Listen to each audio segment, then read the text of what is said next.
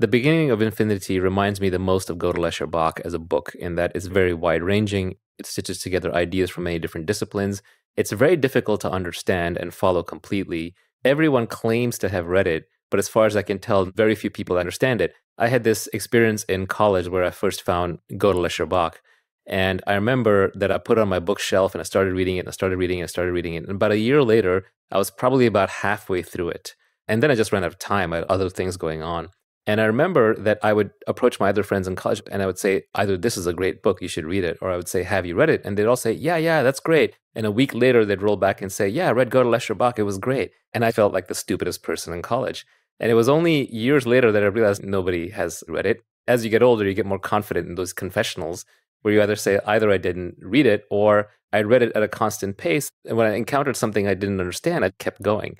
I went back much later. And I still confess to this day, I've not read all of Godel, Escher, Bach, but at least at this point, I went through and I found the parts that were most interesting to me, which were the Godel parts, and skipped the ones that were not as interesting to me, which were the Bach parts.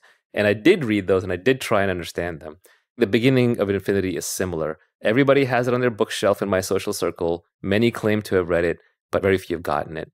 I do go back to this point that was first eloquently stated on Twitter by a character named Illucertus, where he said, I don't want to read all the books. I just want to read the best 100 over and over again. And I would say that I'm currently stuck in a loop where, at least in science, I'm only going to read The Beginning of Infinity and The Fabric of Reality over and over again until I understand them fully.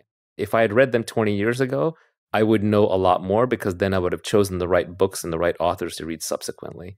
It's going to be a hard book to follow. You should buy a hardcover and electronic so you have both. And the audio. Get it in every way possible.